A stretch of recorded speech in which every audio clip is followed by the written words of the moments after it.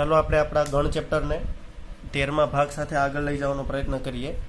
બરોબર, 12 ભાગ સુધીના વિડીયો લેક્ચર ઓલરેડી અપલોડ થઈ ચૂક્યા છે. તમે નો અભ્યાસ કર્યો હોય તો પહેલાં એનો અભ્યાસ કરજો અને પછી આ 13મો ભાગ જોશો તો તમને ખબર પડશે. આજે આપણે પૂરક ગણની વાત કરીશું, પણ પૂરક ગણનો અભ્યાસ કરતાં પહેલાં એક વિદ્યાર્થીની જે શંકા છે, જેનો ડાઉટ છે, તેને ડાઉટને આપણે ક્લિયર કરીશું. બરાબર, તેનો ડાઉટ એવો છે કે તમે એનસીઆરટીના એક્ઝામ્પલ નંબર જે આપેલા છે, 11મું ઉદાહરણ છે, બરાબર, પેજ નંબર 12 ઉપર આવેલું છે. શું કીધું છે એમાં? આની જે ડાઉટ છે આ ભાઈની, એની ડાઉટ આપણે પહેલાં ક્લિયર કરી લઈએ. એમાં એવું કીધું છે કે એક્ઝામ્પલ નંબર 11ની અંદર એવું કીધું કે તમને 3 ગણ આપેલા છે, બરાબર. એક ગણ છે એ, જેની અંદર આવી રીતનો સભ્ય બેઠા. એક ગણ બી છે, જેની અંદર 1 અને 2 આવી રીતના બેઠેલા છે, બરાબર. અને સી ગણ એવો છે કે જેની અંદર સભ્યો બેઠા છે 1, 2 અને 3. ક્લિયર બાળકો? આ 3 સભ્યો અહીંયા બેઠા છે. ઓકે, હવે તમને એવું પૂછ્યું છે કે જો એ બિલોંગ્સ ટુ બી હોય અને બી સબસેટ ઓફ સી હોય તો શું એ સબસેટ ઓફ સી થાય? આવો પ્રશ્ન છે. સમજાય છે? આવી રીતનો તમને પ્રશ્ન આપવામાં આવેલો છે. એ બિલોંગ્સ ટુ બી હોય અને બી સબસેટ હોય સી નો, એટલે કે બી એ સી નો ઉપગણ હોય. આ બીસીસી નથી લખ્યું, બી એ સી નો ઉપગણ હોય અને એ પણ સી નો ઉપગણ હોય તો શું, આ બે કન્ડિશન થતી હોય તો શું આવી રીતનું થાય? આ વસ્તુ આપણે દેખાડવાની છે ને કે હા કે નામાં જવાબ આપવાનો છે. જો ન થતી હોય તો શા માટે નથી થતી એના પર છે, એના વિશેનું આપણે કારણ આપીશું. ઓકે બાળકો, તો ચાલો શરૂ કરીએ. આપણી પાસે ગણ એ પડેલો છે જેની અંદર સભ્યો બેઠા છે 1, ગણ બી પડેલો છે જેની અંદર સભ્યો બેઠા છે 1 અને 2. હવે મેં આને 1 અને 2 બોલ્યો, પણ ખરેખર આને કેવી રીતનું બોલાય? બી ગણની અંદર જે સભ્યો છે તે સભ્યો ગણ 1 અને 2 છે. ક્લિયર? ઓકે, સી ની પછી આપણે વાત કરીએ. પહેલાં આપણે પહેલી કન્ડિશન આ જે આપણે રકમમાં આપેલી છે એ બિલોંગ્સ ટુ બી, એ પહેલાં તો સેટિસ્ફાઈડ થાય છે કે નહીં, પહેલાં આપણે એને જોઈએ. ગણ એ ની અંદર આવી રીતના સભ્યો છે, બી ની અંદર આવા સભ્યો છે, તો મારે આના જે કેટલા સભ્યો છે ટોટલ 2 મેમ્બર્સ છે. જુઓ અહીંયા આ એક મેમ્બર, બરાબર, અને આ એક બીજો મેમ્બર, આ 2 મેમ્બર છે. તો હું આને આમ કહી શકું કે ગણ 1 બિલોંગ્સ કરે છે બી થી, 2 પણ બિલોંગ્સ કરે છે બી થી. આવું લખી શકાય? કારણ કે આ આખો સભ્ય છે, બરાબર, ખાલી એક નથી, પણ ગણ 1 આનો સભ્ય છે. તો આ સભ્ય બી માંથી આવે છે, એટલે કે સેટ 1 બિલોંગ્સ ટુ બી, 2 પણ બિલોંગ્સ ટુ બી, બરાબર. આ 2 સભ્યો બી માંથી આવે છે. તમે એમ વિચારતા છો કે સર તો પછી એમ ન કહી શકાય કે આ એનો ઉપગણ થયો? એવું ન કહી શકાય. આ એક જે છે એ આનો ઉપગણ નથી. જો મારે આ વસ્તુને ઉપગણમાં દર્શાવ્યું હોય ને તો હું આવી રીતનો લખત. આ નામનો જે સભ્ય છે તે ઉપગણ થશે. એ ઉપગણ બી નો ક્યારે થશે? જો આની બહાર પણ એક પાછું બ્રેકેટ આવી જાય, કર્લી બ્રેકેટ. તો 2 છે એ સબસેટ ક્યારે બી નો થશે? જો આની ઉપર આપણે એક સેટ લગાડી દઈએ કર્લી બ્રેકેટ દ્વારા, તો એનો સબસેટ થાય. બરાબર, સમજાય છે વસ્તુ? સબસેટ ત્યાં સુધી નહીં થાય, એટલે આપણે કર્લી બ્રેકેટ તો લગાડવો જરૂરી જ છે, ત્યારે એનો ઉપગણ થાય. ઉપગણ વિશેની બહુ બધો ખ્યાલ આપણે આના પહેલાંના વિડીયો લેક્ચરની અંદર જોયેલો છે. તમને કદાચ નહીં ખબર હોય, તમે જો પહેલી વખત આ વિડીયો લેક્ચર જોતા હોય તો તમારે પહેલાં એ જોવું જોઈએ. તમે એ જોશો તો તમને સમજાઈ જશે. બરાબર, ઓકે. અચ્છા, અહીંયા તો બિલોંગ્સ ટુનું છે. ઓકે, હવે અહીંયા જુઓ, સેટ 1 બિલોંગ્સ ટુ બી. આ જે 1 છે, આ વસ્તુ જે છે, આ વસ્તુ તો બેઠે બેઠે અહીંથી જ આવેલી છે. જુઓ, એનો મતલબ એમ કહી શકું કે એ બિલોંગ્સ ટુ બી, બરાબર. આની જગ્યાએ હું એમ કહી શકું ઇમ્પ્લાઇઝ ડેટ કરીને કે ભાઈ એ બિલોંગ્સ ટુ બી પણ થાય છે. જો આ એ બિલોંગ્સ ટુ બી થતો હોય તો આપણી પહેલી કન્ડિશન સાચી પડી ગઈ. હવે બીજી કન્ડિશન શું કહે છે? B is subset of C. Okay, બીજી કન્ડિશન એમ છે કે બી સબસેટ ઓફ સી થતું હોય. હા, થતું જ હશે, એટલે જ આપણે આ એક્ઝામ્પલ લીધું છે. બરાબર, ચાલો હવે આપણે જોઈએ બી સબસેટ ઓફ સી થાય છે. તો બી ગણની અંદર સભ્યો બેઠા છે જેની અંદર આપણે લખેલા છે 1 અને 2. સી ગણની અંદર સભ્યો બેઠા છે 1, સેટ 1, 2 અને 3. આવી રીતના સભ્યો બેઠા છે. અહીંયા બી ગણના સભ્યો બેઠા છે. શું બી સબસેટ ઓફ સી થાય છે? ચાલો જોઈએ. સી જે છે તેમાં 3 સભ્યો બેઠા છે, બરાબર. 3 સભ્યો બેઠા છે એટલે એમની કિંમત અહીંયા 3 મળી. અને જો હું 2 ટુ ધી પાવર એમ કરું તો 2 ટુ ધી પાવર 3 એનો મતલબ 8 થાય. એનો મતલબ શું થયો 8. એનો મતલબ આના જે મારે ઉપગણો લખવા હોય તો 2m થી મને એના ઉપગણોની સંખ્યા મળે. બરાબર, મારે ઉપગણોની સંખ્યા મેળવવી હોય તો 2m કરવું પડે. ને મને 8 મળ્યા એ મને શું દર્શાવે છે કે સી ગણના મારે જો ઉપગણો હું લખીશ તો ટોટલ કેટલા ઉપગણો હું લખી શકીશ? 8 લખી શકીશ. બરાબર, તો ચાલો હવે 8 ઉપગણો આના લખીએ. તો આના 8 ઉપગણો ક્યાં ક્યાં છે? 8 ઉપગણો આપણને ખબર છે. એક તો 5 થશે, એક તો કર્લી બ્રેકેટની અંદર 1 1 થશે. જોયું, મેં પહેલાં આ સભ્ય લખ્યો, પછી બહાર એક બ્રેકેટ કર્યો, પછી 2 થશે, પછી 3 થશે, પછી બધાને 2 2 વખત જોડી એટલે કે 1 2, બરાબર, 1 3 અને 2 3. અને બધા પ્રત્યેક ગણ પોતાનો ઉપગણ હોય જ. એ શરત પ્રમાણે વાત કરીએ તો 1 2 અને 3 આવી રીતનું થશે. બરાબર, આ જે 8 ઉપગણો મેં લખ્યા આને હું કર્લી બ્રેકેટ દ્વારા પાછું જો હું ક્લોઝ કરી દઉં તો આ ઉપગણો થઈ ગયા 1 2 3 4 5 6 7 અને 8. બરાબર, આ ઉપગણો કોના હતા? આ સીના ઉપગણો હતા. બરાબર, સીના ઉપગણો હતા, એટલે આ સીના ઉપગણો છે. હવે આ ઉપગણોની અંદર તમે જુઓ, શું આવી રીતનો કોઈ દેખાય છે? આવી રીતનો મેં જ્યારે સીના ઉપગણો લખ્યા, 8 ઉપગણો લખ્યા, તો એમાં તમને આવી રીતનો કોઈ દેખાય છે? કર્લી બ્રેકેટ 1 અને 2 અને એને પણ પાછું બ્રેકેટ દ્વારા ક્લોઝ હોય. હા, ક્લોઝ થયેલું અહીંયા દેખાય છે. જુઓ, આ વસ્તુ છે એ શું દર્શાવે છે? આ બીજ તો દર્શાવે છે, કારણ કે બી બરાબર તો આપણે આ ઉદાહરણ લીધું હતું. એનો મતલબ આવા સભ્યો આની અંદર બેઠા છે. બરાબર, કાયદેસર તમે જુઓ, આવું બધું કરવાની જરૂર પણ નથી. તમે ડાયરેક્ટ પણ જોઈ શકો છો કે કર્લી બ્રેકેટ 1 અને 2 આની અંદર દેખાય છે. એનો મતલબ શું થયો કે સીની અંદર બીના સભ્યો બેઠા છે. એનો મતલબ એવો થયો કે બી સબસેટ ઓફ સી. ઓકે, આ પણ થઈ ગયું, આ શરત ક્લિયર થઈ ગઈ. તો શું આવું થશે? આવું આપણે દેખાડવાનું છે. ચાલો હવે એ છેલ્લી શરત જોઈએ ને દાખલો પૂરો કરીએ.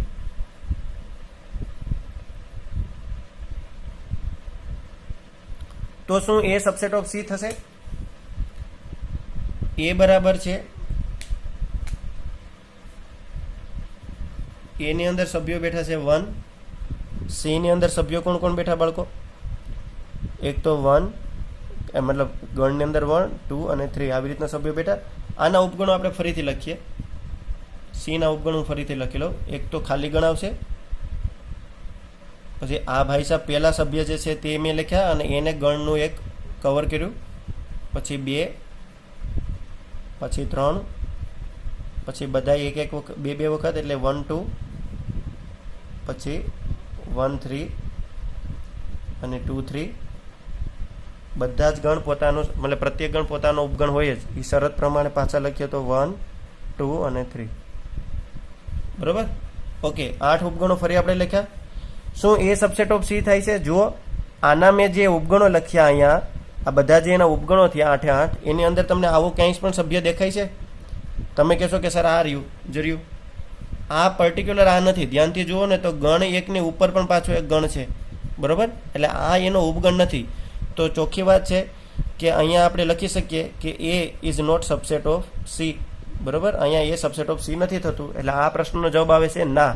બરાબર, જો એ બિલોંગ્સ ટુ બી હોય અને બી સબસેટ હોય સીનો, એટલે કે એ બિલોંગ્સ ટુ બી હોય અને બી સીનો ઉપગણ હોય, તો એવું જરૂરી નથી કે એ પણ સીનો ઉપગણ થશે. આવું જરૂરી નથી. આપણે ઉદાહરણ પ્રમાણે જોયું. આ જ એનસીઆરટીના એક્ઝામ્પલમાં શોર્ટમાં વાત કરવામાં આવી હતી. મેં થોડું લંબાવીને તમને સમજાવ્યું. બરાબર, ચાલો હવે આપણે નેક્સ્ટ ટોપિક જોઈએ, આપણો પૂરક ગણ એટલે શું. મિત્રો, વિડીયો પોઝ કરીને તમારે નોટ કરવું હોય તો નોટ કરી શકો છો. આજે આપણે લાઇટની અસુવિધા છે તેને લીધે આપણે આવી રીતનું આજે ભણવું પડે છે. કોમેન્ટમાં લખીને જણાવજો. આવી રીતની સિસ્ટમ પહેલી વખત હું ભણાવી રહ્યો છું. નીચે બોર્ડ રાખીને એની ઉપર લખવાનું. બરાબર, થોડી તકલીફ હતી પણ વાંધો નહીં, શૂટિંગ થઈ ગયું. પણ તમારે કોમેન્ટમાં જણાવવાનું છે કે શું આ સિસ્ટમ પ્રમાણે તમને મજા આવી ભણવાની. આવું તમારે હા કે નામાં લખવાનું છે. બરાબર, તો પછી આપણે આવી રીતનું કંઈક નવું ઉપયોગ કરશું. તો આજે આપણે હવે નેક્સ્ટ ટોપિક જોવાના છે ગણ રિલેટેડ, જેનું નામ છે પૂરક ગણ. બરાબર બાળકો, પૂરક ગણ એટલે શું? બહુ મજાનો કોન્સેપ્ટ છે, બહુ મજાનો સિદ્ધાંત છે. આ કોન્સેપ્ટને જોતા પહેલાં તો આપણે એક એક્ઝામ્પલ લઈએ. માની લો કે હું એક સેટ લઉં જેનું નામ મારે કંઈ લખવું નથી, એનું નામ તમારે વિચારવાનું છે. આની અંદર સભ્યો બેઠા છે એક્સ, કે જ્યાં એક્સ એ તમારા ધોરણ 11ના વિદ્યાર્થીઓ છે. ક્લિયર? આ સભ્યો જે છે તે 11મા ધોરણના વિદ્યાર્થીઓ છે. અને એક હું બીજો ગણ એવો લખું વાય કે જ્યાં વાય એ તમારા ધોરણ 11ના એવા વિદ્યાર્થીઓ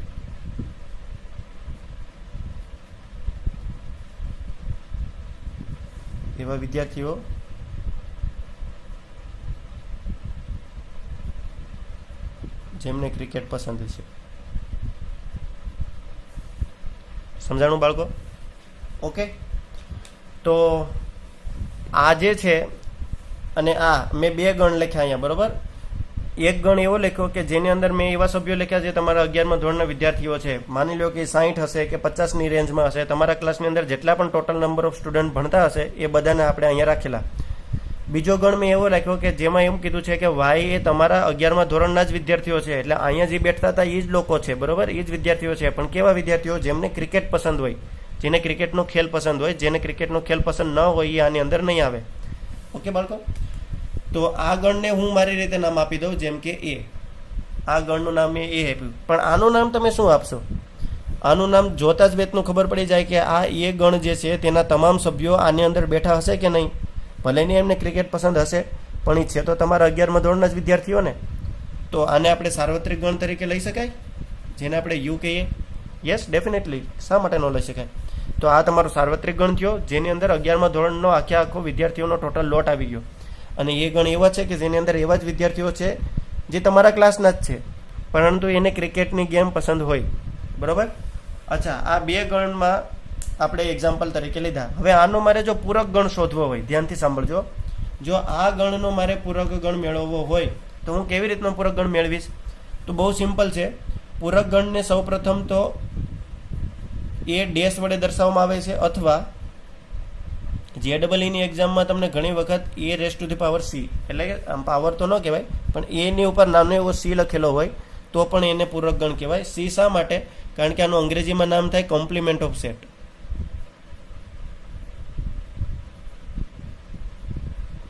બરોબર, આનું અંગ્રેજીમાં નામ થાય કોમ્પ્લિમેન્ટ ઓફ સેટ. તો બાળકો એ ડેશ કાં તો એની ઉપર નાનો એવો c હોય એટલે તમારે સમજી લેવાનું પૂરક ગણ વિશેનો કોન્સેપ્ટ ચાલે છે. પૂરક ગણ વિશે તમને પૂછવામાં આવ્યું છે. હવે મારે એ નો પૂરક ગણ મેળવવો હોય તો હું એ ડેશ કરીશ, બી નો પૂરક ગણ હશે તો બી ડેશ કરીશ, સી નો પૂરક ગણ હશે તો સી ડેશ કરીશ, કાં તો આવી રીતનું દર્શાવવામાં આવશે. હવે મારે આનો પૂરક ગણ કેવી રીતે મેળવવો? તો સિમ્પલ છે. જો વાય એ તમારા 11મા ધોરણના એવા વિદ્યાર્થીઓ છે જેમને ક્રિકેટ પસંદ હોય, તો એ ડેશની અંદર કોણ આવે ખબર? એમ સભ્યો એવા આવશે કે જે એમ એ તમારા 11મા ધોરણના જ વિદ્યાર્થીઓ છે. હું શોર્ટમાં લખું છું કારણ કે બોર્ડ આપણો બહુ લાંબો છે એટલે, બરોબર. વિદ્યાર્થીઓ છે પરંતુ જેમને ક્રિકેટ પસંદ નથી, જેમને ક્રિકેટ પસંદ નથી. સમજાણું બાળકો? આવા વિદ્યાર્થીઓને આપણે પૂરક ગણ તરીકે લઈ શકીએ. તો વસ્તુ સમજાણી એક્ઝેક્ટલી મેં શું કીધું? હવે અહીંયા ધ્યાનથી જુઓ. શું જેમને ક્રિકેટ પસંદ નથી અને જેમને ક્રિકેટ પસંદ છે આ બંને ગણો હશે તો તમારા જ ક્લાસના વિદ્યાર્થીઓ કે નહીં? તો હું એવું કહી શકું કે ગણ એ કાં તો ગણ એ ડેશ, એટલે મૂળભૂત ગણ અને એ ડેશ ગણ, સોરી એ ગણ અને એ ડેશ ગણ, એટલે પૂરક ગણ એ મૂળભૂત ગણના તો સબસેટ હોય જ, એટલે એના ઉપગણો તો હોય જ ને. જો આ ગણના વિદ્યાર્થીઓ પણ આના સભ્યો છે, એનો મતલબ એ સબસેટ ઓફ યુ થયો. આ કન્ડિશન પ્રમાણે આપણે આવું લખી શકીએ કે A is subset of U, A is સાર્વત્રિક ગણનો ઉપગણ થયો. અને એ ડેશ જે એ પણ શું થયું? એ ડેશ જે છે તે પણ સાર્વત્રિક ગણનો ઉપગણ થયો. આ કન્ડિશન ને આ કન્ડિશન આપણે લખી શકીએ કારણ કે આના સભ્યો પણ આની અંદર હશે, આના સભ્યો પણ આની અંદર હશે. ઓકે, પણ પૂરક ગણ હોય તો એ કયા સભ્યો થાય કે જેની વાત કરવામાં આવી છે એના સિવાયના બધા આપણે પકડી લેવાના, પણ વાત એ યાદ રાખવાની કે યુમાં હોવા જોઈએ, બરાબર. એટલે પૂરક ગણ એટલે શું? જો મારે પૂરક ગણની વ્યાખ્યા લખવી હોય તો પૂરક ગણની વ્યાખ્યા હું કેવી રીતના લખી શકું? બહુ સિમ્પલ કોન્સેપ્ટ છે, બરોબર. પૂરક ગણની વ્યાખ્યા આપણે આવી રીતના લખી શકીએ કે માની લો કે હું એ ડેશ મેળવવા જઈ રહ્યો છું તો એ આપણો પૂરક ગણ થશે. અને એને આવી રીતનું લખી શકાય કે અંદર રહેલા સભ્યો એક્સ એવી રીતના કે જ્યાં એક્સ એ બિલોંગ્સ કરવા જોઈએ સાર્વત્રિક ગણથી અને X does not belongs to A, બરોબર. આવી રીતનું લખી શકાય. જે સાર્વત્રિક ગણનામાં હોવા જોઈએ પણ એમાં ન હોવા જોઈએ એવા સભ્યોને આપણે પૂરક ગણ કહીએ. સમજાય છે વાત? જે સાર્વત્રિક ગણમાં જ હોય પરંતુ એમાં ન હોય તેવા સભ્યોને પૂરક ગણ, તેવા સભ્યોથી બનતો જે ગણ છે તેને પૂરક ગણ તરીકે ઓળખવામાં આવે છે. સામાન્ય રીતે તેને એ ડેશ વડે દર્શાવવામાં આવે છે. હવે વેન આકૃતિ ઉપર મારે આ એક્ઝામ્પલ જો જોવું હોય તો હું કેવી રીતનો લઈ શકું? દાખલા તરીકે આ તમારા 11મા ધોરણનો ક્લાસ છે જેને આપણે સાર્વત્રિક ગણ યુ કીધો હતો, બરોબર. હવે આની અંદર જે સભ્યો બેઠા છે એ સભ્યોનું રાઉન્ડ કરી ને ગણ આપી દઉં નામ એ. તો આની અંદર જે બેઠે છે માની લો કે એ સંખ્યા હશે 50ની. ટોટલ 60 વિદ્યાર્થીઓ હોય એમાં 50 વિદ્યાર્થીઓ એવા હોય કે જેને ક્રિકેટ ગમતી હોય. તો આ 50 વિદ્યાર્થીઓ એવા છે કે જે ક્રિકેટવાળા અંદર બેઠા છે, બરોબર. તો જે આ બહાર બેઠા છે, બરોબર, બહારની સાઈડ બાજુ જે બેઠા છે આ બધામાં આ બધું તમારું કોણ થાય? આ બધું એ ડેશ થાય. વસ્તુ પકડાઈ ગઈ, સમજાઈ ગઈ? એકદમ સીધો સિમ્પલ કોન્સેપ્ટ હતો. પૂરક ગણની વ્યાખ્યા તમારે લખવી હોય તો લખી લો. ચાલો આના ઉપરના થોડા આપણે એક્ઝામ્પલ લઈએ, બરોબર. અને મહત્વના સૂત્રો, મહત્વના સિદ્ધાંતોનું તારણ આપણે મેળવીએ પૂરક ગણ વિશે. NCERT નો ક્વેશ્ચન નંબર 1 સ્વાધ્યાય 1.5 નો પહેલો પ્રશ્ન તમે જોઈ રહ્યા છો. જેવી રીતના ઉદાહરણ 20 તમે જોઈ રહ્યા છો સ્ક્રીન ઉપર, બરોબર. શું કીધું છે અહીંયા? સાર્વત્રિક ગણ યુ બરાબર 1 2 3 4 5 6 7 8 9 અને 10 આવી રીતના સભ્યો આપેલા છે. એ ગણ એવો આપેલો છે કે જેની અંદર સભ્યો છે 1 3 5 7 અને 9, બરોબર. તો આપણે એ ડેશ મેળવવાનું છે. તો બહુ સિમ્પલ છે. આ પ્રશ્ન ઉપરથી આપણને દેખાય છે કે એ ડેશ બરાબર આપણે શું લખીએ બાળકો? એક્સ એટલે એવા સભ્યો કે જે X belongs to U, X belongs to U, બરોબર, એક્સ બિલોંગ્સ ટુ યુ અને X does not belongs to A. આ આપણી શરત હતી, બરોબર ને. પૂરક ગણ તો આપણે એને જ કહીએ કે જે યુમાં હોય પણ એમાં ન હોય. સોરી, અચ્છા, હા, આવી રીતના એમાં યુમાં હોય પણ એમાં ન હોય, એટલે સાર્વત્રિક ગણમાં હોય પણ ગણ એની અંદર ન હોય તેવા સભ્યોને આપણે એ ડેશ એટલે પૂરક ગણ તરીકે ઓળખીએ. તો આપણી પાસે અહીંયા જે તમે સ્ક્રીન ઉપર ફોટો જોવો છો તેમાંથી આપણે જોઈએ ડાયરેક્ટ. તો અહીંયા જુઓ, એની અંદર કોણ છે? 1 3 5 7 9 આવી રીતના સભ્યો છે, બરોબર. તો 1 3 5 7 9 ને આપણે યુમાંથી કાઢી નાખીએ. એના સિવાયના કોણ કોણ વધે? તો 2 વધશે, બરોબર. પછી 3 તો નહીં આવે કારણ કે 3 જે છે તે આપણા એ ગણની અંદર છે.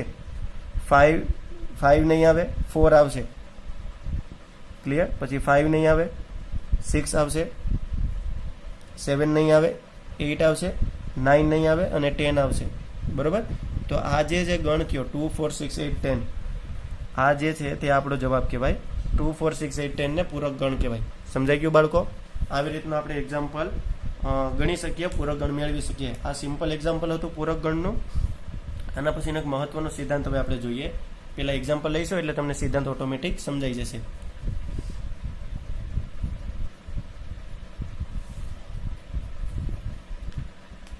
માની લો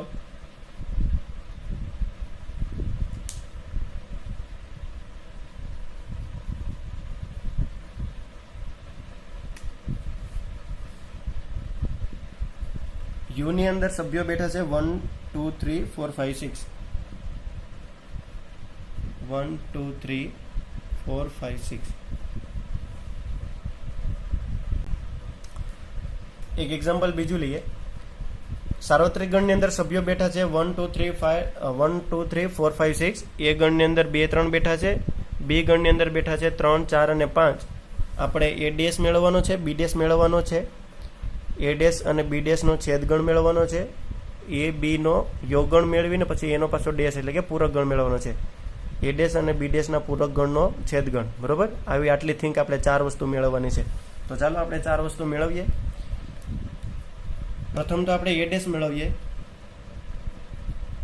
તો એ ડેશની અંદર બાળકો ક્યાં ક્યાં સભ્યો આવશે?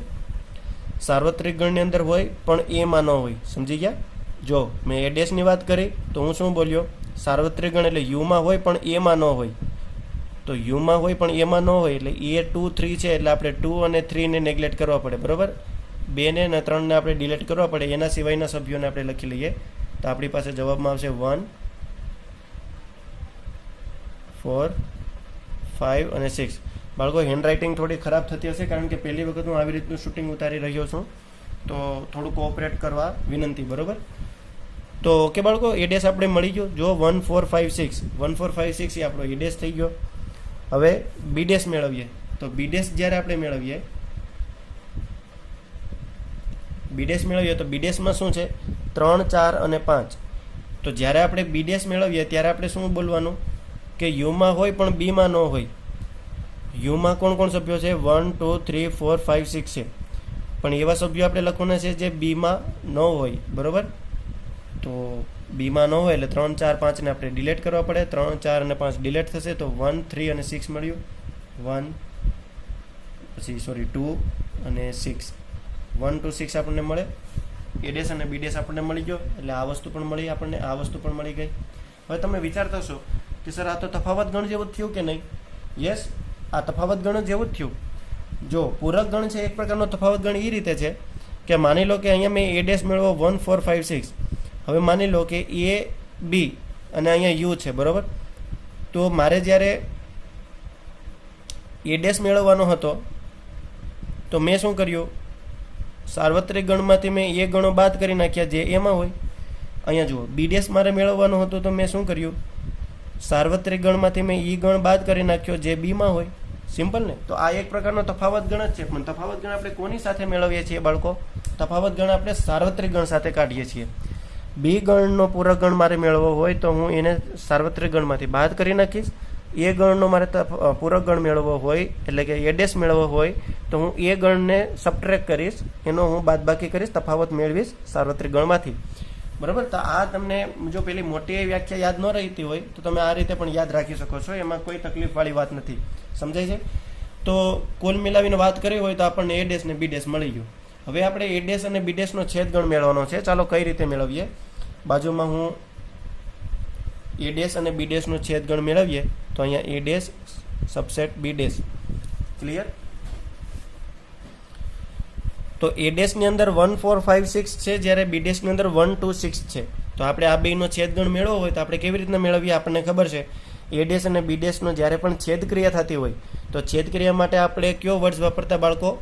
અને વાપરતા, યાદ છે? અને એ ડેશમાં પણ હોય અને બી ડેશમાં પણ હોય એવા બંનેની અંદર સામાન્ય સભ્યો હોય એને આપણે પકડવાના છે. આ બંનેની અંદર હરખા કોણ છે? સરખા સભ્યો ઉપર આપણે અહીં નજર જો, બાજુમાં જ છે ગણ, નજર કરો તો અહીંયા 1 અહીંયા પણ છે, 1 અહીંયા પણ છે, એટલે આની અંદર આપણે 1 લખી શકીએ. 4 અહીંયા છે પણ 4 અહીંયા નથી. સિમિલરલી 2 અહીંયા છે પણ 2 અહીંયા નથી. 5 અહીંયા છે પણ અહીંયા નથી. સિમિલરલી એઝ વેલ એઝ 6 અહીંયા છે, 6 અહીંયા છે, એટલે 6 આપણે લખી શકીએ. તો આપણું એ ડેશ અને બી ડેશનું શું થઈ ગયું? છેદ ક્રિયા થઈ ગઈ. ક્લિયર? ચાલો હવે આપણે શું મેળવીએ બાળકો? આપણે એ યુનિયન બી, એ યુનિયન બી નો ડેશ મેળવીએ. તો એ યુનિયન બી માટે પહેલા આપણી પાસે એ યુનિયન બી તો હોવું જોઈએ કે નહીં? એટલે કે પહેલા એ યોગ બી તો આપણી પાસે હોવો જોઈએ. જ્યારે આપણને એ યોગ બી મળી જશે પછી આપણે એનો પૂરક ગણ મેળવી લઈએ. તો પહેલા એ યોગ બી મેળવીએ. તો એ છે 2 3, બી છે 3 4 5. તો સિમ્પલી આપણે લખી શકીએ અહીંથી જ, આને જોઈને જ આપણે લખી શકીએ કે આપણી અંદર અહીંયા જે એ યોગ બીની અંદર સભ્યો ક્યાં આવશે? 2 આવશે, 3 આવશે, 4 આવશે અને 5 આવશે. આઈ થિંક માર્કર પણ પૂરી થવા જ આવી છે, બરાબર. 2 3 4 5 આવે. હવે આપણે આનો સામાન્ય રીતે બ્લુ માર્કરથી કરીએ. એ યુનિયન બી નો ડેશ મેળવીએ તો કઈ રીતે થાય બાળકો? જુઓ, આ વસ્તુને મારે બાદબાકી કરવાની છે. એ યોગ બી ની બાદબાકી મારે કરવાની છે. કેમાંથી? સાર્વત્રિક ગણમાંથી. સમજાય છે ને વસ્તુ? યુમાંથી મારે બાદબાકી કોની કરવાની? યુમાંથી મારે જે બાદબાકી કરવાની છે એટલે તફાવત મેળવવાનો છે. એ યોગ બી ને હું સબટ્રેક્ટ કરી દઉં સાર્વત્રિક ગણમાંથી, મને એનો પૂરક ગણ મળી જાય, બરાબર. તો ચાલો આપણે મેળવીએ. 2 3 4 5, આમાંથી 2 3 4 અને 5 ને સબટ્રેક્ટ કરીએ તો આપણને શું મળ્યું? 1 અને 6 મળ્યું. ક્લિયર? તો તમને સમજાઈ ગયું હશે. હવે અહીંથી ધ્યાનથી જુઓ, આ પ્રશ્નને વ્યવસ્થિત જુઓ તો અહીંથી તમને એક વ્યવસ્થિત સિદ્ધાંત બહાર નીકળે છે જે સમજવા જેવો છે. કયો સિદ્ધાંત? એ ડેશ અને બી ડેશ એટલે એ ગણ અને બી ગણના પૂરક ગણનો જ્યારે છેદ ગણ મેળવ્યો, ધ્યાનથી સાંભળજો, પાછો બોલું, એ ગણનો પૂરક ગણ અને બી ગણના પૂરક ગણનો જ્યારે છેદ ગણ મેળવ્યો તો આપણને 1 6 મળ્યા. એ ગણ અને બી ગણના યોગ ગણનો પૂરક ગણ જ્યારે મેળવ્યો તો પણ આપણે 1 6 મળ્યા. તો એવું કહી શકાય બાળકો, થોડો કેમેરો નીચે લઉં,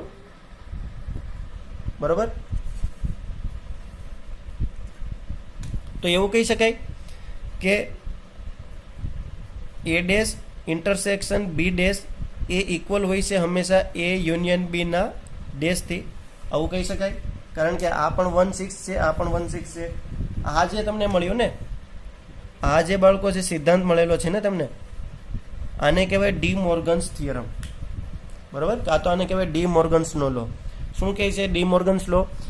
કે કોઈ પણ બે ગણનો છેદગણનો પૂરક ગણ, બરાબર, કોઈ પણ બે ગણના પૂરક ગણનો છેદગણ, સોરી હું ઊંધું બોલ્યો, કોઈ પણ બે ગણના પૂરક ગણનો છેદગણ તેમના યોગ ગણના પૂરક ગણ જેટલો હોય છે.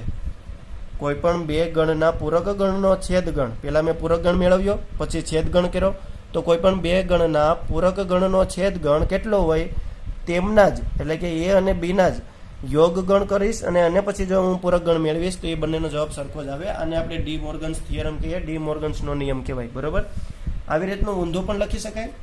બીજી રીતે મારે જો આ લખવું હોય તમારે વિડીયો પોઝ કરીને નોટ કરવું હોય તો નોટ કરી લો. બરાબર, બીજી રીતે મારે લખવું હોય તો હું શું લખી શકું?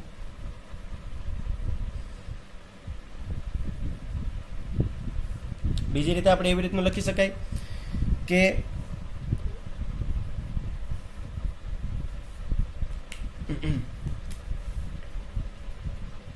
એ ડેશ અને બી ડેશનો જો હું યુનિયન કરીશ એટલે યોગગણ ફાઇન્ડ કરીશ તો એ કેટલો હશે? એ અને બીના છેદગણના પૂરકગણ જેટલો હશે. બરાબર, આ વસ્તુ આપણે અહીંથી જોઈ શકીએ. એ ડેશ અને બી ડેશનો યોગગણ એટલે એ ડેશ આપણને શું મળેલા હતા? એ ડેશ અને બી ડેશ આપણને શું મળેલા હતા? આપણે જલ્દીથી લખી નાખીએ. એ ડેશ એટલે એ 2 3 છે એટલે 2 3 નામાંથી બાદ કરી નાખીએ તો 1 4 5 અને 6 મળે. બી ડેશ એટલે 3 4 5 ને આમાંથી બાદ કરી નાખીએ. 3 4 5 ને બાદ કરીએ તો શું મળે બાળકો? 1. બરાબર, 2 3 4 5 તો નીકળી ગયા એટલે ડાયરેક્ટ 6. બરાબર, તો આ એ ડેશ અને બી ડેશ થઈ ગયો. હવે અહીંયા જુઓ, હું આ એ ડેશ અને બી ડેશનો યોગ ગણ મેળવું. બરાબર, એટલે કે યુનિયન ફાઇન કરું. આનું હું યુનિયન ફાઇન કરું તો કેટલું મળે? અહીંથી તમે જોઈ શકો છો બાજુમાંથી યુનિયન એટલે આ બધા સભ્યો લખવા પડશે આપણે. 1 2 4 5 અને 6. બરાબર ને, 1 2 4 5 અને 6 આ બધા સભ્યો આવી ગયા. ક્લિયર? ઓકે, હવે હું શું કરું? એ છેદ બી ફાઇન કરું. એ છેદ બી ફાઇન કરું. બરાબર, પછી એનો આપણે ડેશ મેળવશું. ઘડીક માટે આપણે આને રફ કરી દઈએ, થોડું ઉપર લખીએ. એ છેદ બી ફાઇન કરીએ તો એ છેદ બી એટલે હવે આપણે અહીંયા જોવું પડશે. આ તો એ ડેશ ને બી ડેશ, આ તો પૂરક ગણવાળા છે ને. એ છેદ બી એટલે આપણે અહીંયા જોવું પડે. તો અહીંથી આપણે 2 3 4 અને 5 મળે. 2 3 4 અને સોરી આ તો યોગ ગણ થઈ ગયો. 2 3 4 5 તો આમાંથી 3 3 જ એક સરખા છે એટલે હું ખાલી 3 લખી શકું. હવે મારે એ છેદ બીનો હું ડેશ મેળવું. બરાબર, થોડું બાજુમાં થઈ ગયું છે પણ તમે થોડું સમજી શકશો કારણ કે આનો પોઈન્ટ બહુ મોટો હોય. તો એ છેદ બીનો પૂરક ગણ મેળવીએ તો 3, આમાંથી આપણે 3 ને કાઢી નાખીએ સાર્વત્રિક ગણમાંથી તો 1 2 4 5 6 મળે. 1 2 4 5 6. જુઓ ફરીથી આ બે વસ્તુ જુઓ કેવી મળી? સરખી મળી કે નહીં? આ વસ્તુ સરખ્યું મળ્યું કે નહીં? એનો મતલબ એમ થયો કે આ જે નિયમ છે એ ડેશ અને બી ડેશનો એટલે કે કોઈ પણ બે ગણના પૂરક ગણનો યોગ ગણ કેટલો હોય તેમના જ છેદ ગણના પૂરક ગણ જેટલો હોય છે. બરાબર, આ એક બીજો નિયમ આપણે જોયો અને આ પણ નિયમ એના જેવો જ છે પણ ઉલટો છે. યોગની જગ્યાએ છેદ આવી જાય તો અહીંયા છેદની જગ્યાએ યોગ આવી જાય. અહીંયા યોગ હોય તો અહીંયા છેદ આવે, અહીંયા છેદ હોય તો અહીંયા યોગ આવે. બરાબર, આ જે નિયમ છે આને કહેવાય ડી મોર્ગન્સનો નિયમ. સમજાયું બાળકો? ડી મોર્ગન્સ લો. આને કહેવાય ડી મોર્ગન્સ લો. આ ડી મોર્ગન્સનો લો હતો. તો આશા રાખું છું કે તમને સમજાઈ ગયું હશે. પહેલી વખત મેં આવી રીતનું શૂટિંગ કર્યું છે. વ્હાઇટ બોર્ડને નીચે રાખીને, આપણી પાસે જે વ્હાઇટ બોર્ડ છે તેને જ મેં નીચે રાખ્યો છે અને આવી રીતનું શૂટિંગ કર્યું છે. આશા રાખું છું તમને આ ગમ્યું હશે. લાઇટની સુવિધા નથી એને લીધે આવી રીતનું શૂટિંગ કરવું પડ્યું. મિત્રો 13 ભાગ સુધી આપણે ગણ ચેપ્ટરને જોયું. છતાં પણ તમને જો કોઈ ડાઉટ હોય તો તમે કોમેન્ટ સેક્શનની અંદર જણાવો મને. અને ખાસ તો આજે તમારે એ ખાસ લખવાનું છે કે ખરેખર આવી રીતે જે મેં ભણાવ્યું એ તમને કેવું લાગ્યું, તમને સારું લાગ્યું કે બરોબર નહીં, બરોબર એ તમારે કહેવાનું છે. નગર પછી આપણે પાછી આપણી જે જૂની સિસ્ટમ હતી એ પ્રમાણે શરૂ કરી દઈશું. અને આજના વિડીયો લેક્ચર માટે આપણે આટલું રાખીએ. આના પછીના જે નેક્સ્ટ ટોપિક છે શાંત ગણના ઘટકો, જેને લીધે જેડબલઈની એક્ઝામમાં ઘણી વખત બાળકો પ્રશ્ન આવે છે, કેવી રીતના એ પૂછાય છે એના વિશે આપણે માહિતી મેળવીશું. અને શાંત ગણના જે ઘટકો છે ને એ વેન આકૃતિ દ્વારા જલ્દીથી સોલ્વ થઈ શકે, છતાં પણ એના જે અમુક મહત્વના સિદ્ધાંતો છે તેને આપણે ડિસ્કસ કરીશું. આગળનો વિડીયો લેક્ચર ખરેખર તમારા માટે બહુ ઇમ્પોર્ટન્ટ થવાનું છે, તો તેનું વેઇટિંગ કરજો. વિડીયો સારો લાગે તો લાઇક કરો, તમારા મિત્રો સુધી શેર કરો અને ચેનલને સબસ્ક્રાઇબ કરો. બાજુમાં આવેલા બેલ આઇકન નિશાનીને જો તમે પ્રેસ નહીં કરો તો ખાલી સબસ્ક્રાઇબ કરવાનું કોઈ મહત્વ નહીં રહે, કારણ કે જ્યારે હું વિડીયો અપલોડ કરું તેમની નોટિફિકેશન તમને મળે નહીં. એને જો તમારે જોતી હોય નોટિફિકેશન ડાયરેક્ટ, તો તમારે બેલ આઇકન પ્રેસ કરવું પડશે. બરાબર, આજના વિડીયો લેક્ચર માટે આટલું રાખીએ. Thank you.